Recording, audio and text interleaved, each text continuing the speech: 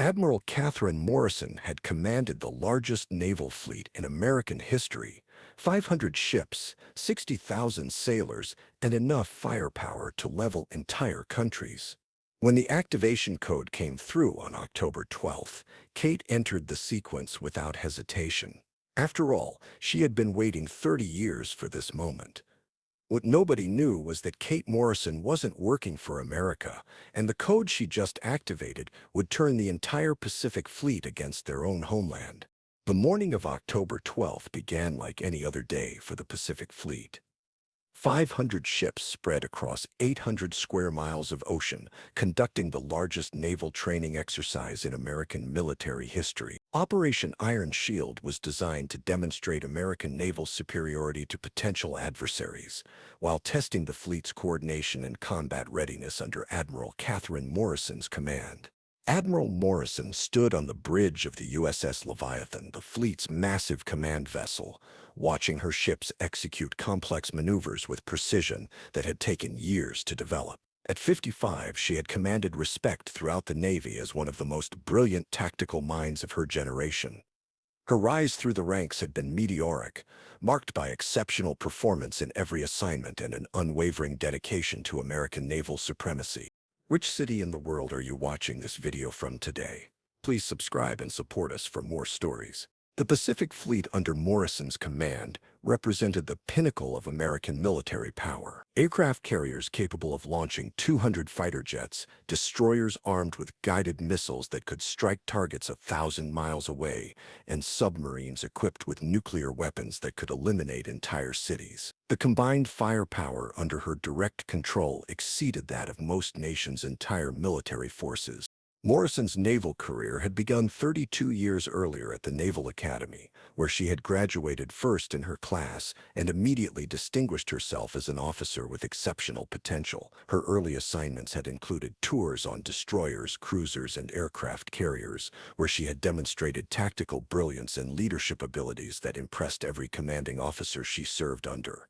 Her first major recognition had come during her service as a junior officer aboard the USS Constitution during operations in the Persian Gulf. Morrison had identified tactical vulnerabilities in enemy positions that had been missed by senior officers, and her recommendations had led to successful strikes that eliminated significant threats with minimal American casualties. The pattern of exceptional performance had continued throughout Morrison's career. She had been promoted ahead of schedule multiple times, assigned to increasingly prestigious commands, and entrusted with classified operations that required the highest levels of tactical expertise and strategic thinking. Morrison's appointment as commander of the Pacific Fleet had been unanimous among the Joint Chiefs of Staff. Her track record of success, combined with her deep understanding of naval warfare and proven ability to coordinate complex operations, had made her the obvious choice for the Navy's most important command position. But Admiral Catherine Morrison's remarkable career had been built on a foundation of carefully constructed lies. The woman who commanded America's most powerful naval force had been recruited as a foreign intelligence asset before she had ever set foot on a military vessel. The recruitment had begun during Morrison's final year at the Naval Academy, when she had been approached by someone claiming to be a CIA recruiter interested in her potential for intelligence work. The recruitment process had been sophisticated and convincing, involving meetings with individuals who possessed legitimate government credentials and detailed knowledge of classified military operations. Morrison had been told that she was being considered for a special program that would place exceptional naval officers in positions where they could gather intelligence about foreign naval capabilities and intentions. The program was described as highly classified, requiring her to maintain her cover as a regular naval officer while occasionally providing information to intelligence handlers. The psychological manipulation had been gradual and subtle. Morrison had been led to believe that her intelligence work was serving American interests, even when the information she provided was actually being used to compromise American operations. Her handlers had used sophisticated techniques to gradually shift her loyalties while maintaining the illusion that she was serving her country. The process had taken years to complete, But by the time Morrison realized the true nature of her situation, she had already provided enough classified information to foreign intelligence services to ensure that any attempt to expose the operation would result in her prosecution for treason. She had become trapped in a web of deception that offered no escape except continued cooperation. Morrison's foreign handlers had been remarkably patient, allowing her to advance through the ranks naturally while occasionally requesting information that seemed routine but was actually strategically valuable. The intelligence she provided had been used to develop countermeasures against American naval tactics and to identify vulnerabilities in American fleet operations. The long-term objective had always been to position Morrison in a command role where she could influence American naval operations on a strategic level. Her appointment as commander of the Pacific Fleet had represented the culmination of 30 years of careful planning and manipulation by foreign intelligence services. The activation code that arrived on October 12th had been the signal Morrison had been instructed to wait for throughout her career. The message had come through standard military communication channels, disguised as routine operational orders that would not attract attention from communication specialists or intelligence analysts. The code itself had been embedded in what appeared to be routine fleet coordination messages, using techniques that made it virtually impossible to detect without knowing exactly what to look for. Morrison had been trained to recognize the specific sequence of characters that would indicate activation orders, and she had memorized the procedure she was supposed to follow when the signal finally arrived. Morrison's response to the activation code had been immediate and automatic. 30 years of preparation had programmed her to react without hesitation or second thoughts when the moment finally arrived. She had accessed the fleet command system and entered the authorization codes that would transfer operational control of every ship under her command. The technical aspects of the operation had been planned with extraordinary attention to detail.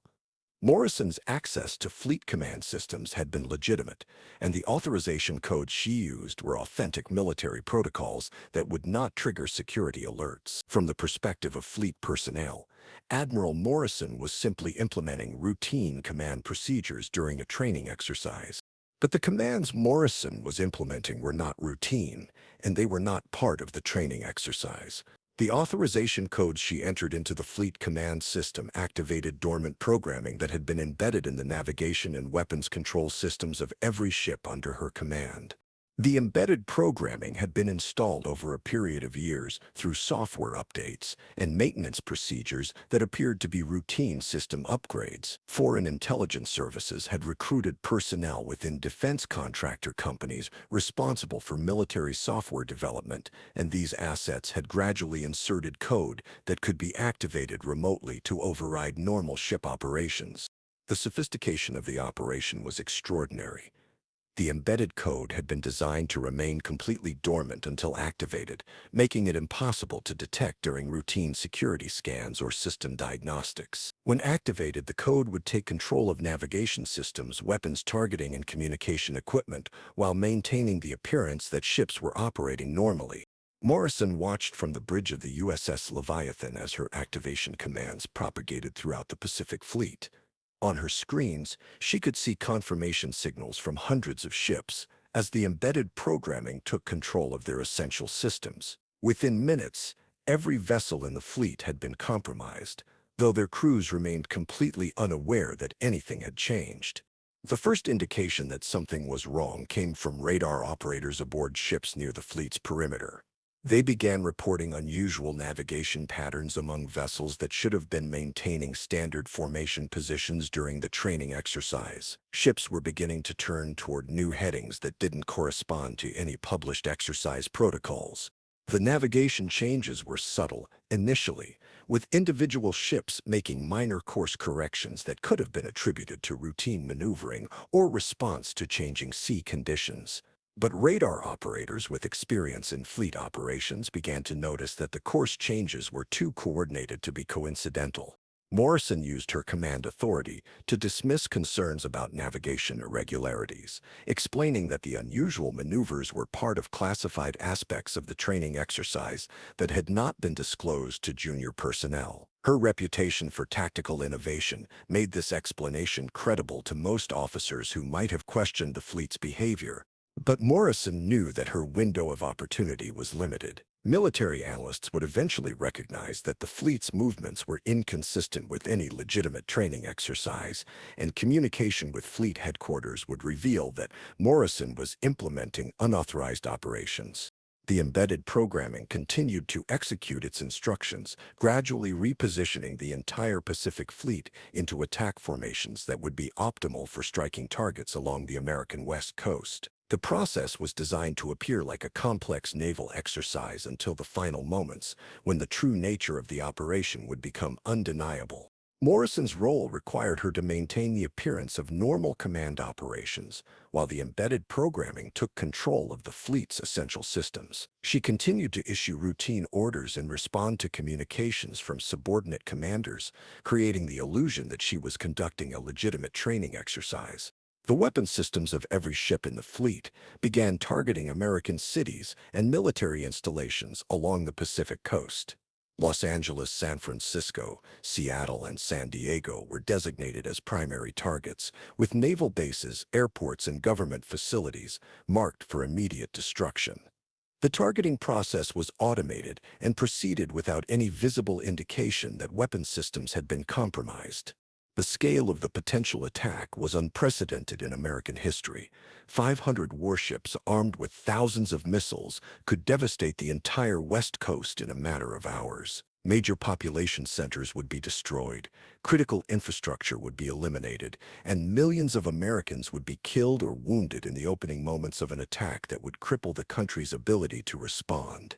Morrison's handlers had planned the operation to coincide with a period when other elements of the American military would be unable to respond effectively. Air Force units had been deliberately positioned away from the West Coast through training exercises and deployment schedules that had been influenced by intelligence provided by Morrison over the years. The psychological impact of the attack would be as devastating as the physical destruction. The revelation that America's own Pacific Fleet had been turned against the homeland would shatter public confidence in military leadership and create political chaos that would paralyze the government's ability to respond to the crisis. But Morrison's operation began to encounter unexpected complications. Several ships in the fleet were commanded by officers who had served with Morrison for years and who knew her tactical preferences well enough to recognize that the current maneuvers were inconsistent with her normal approach to fleet operations. Captain James Rodriguez, commanding officer of the USS Intrepid, had served as Morrison's executive officer during her previous assignment and was familiar with her command style. The navigation orders his ship was receiving through automated systems didn't match Morrison's typical tactical patterns, and he began to suspect that something was seriously wrong.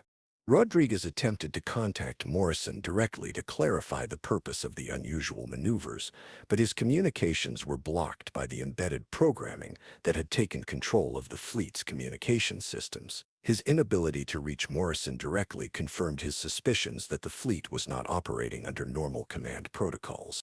The embedded programming had been designed to prevent exactly this kind of intervention by blocking unauthorized communications and maintaining the appearance that all systems were functioning normally. But the programmers had not anticipated the level of personal familiarity that some officers had with Morrison's command style and tactical preferences.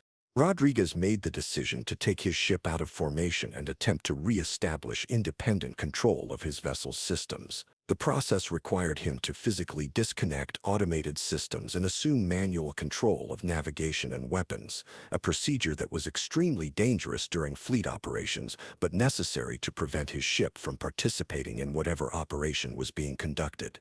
The USS Intrepid's departure from formation triggered alerts throughout the fleet as other ships detected the navigation anomaly and attempted to communicate with Rodriguez's vessel. The embedded programming responded by increasing the urgency of the targeting sequence, attempting to complete the attack before additional ships could be removed from operational control.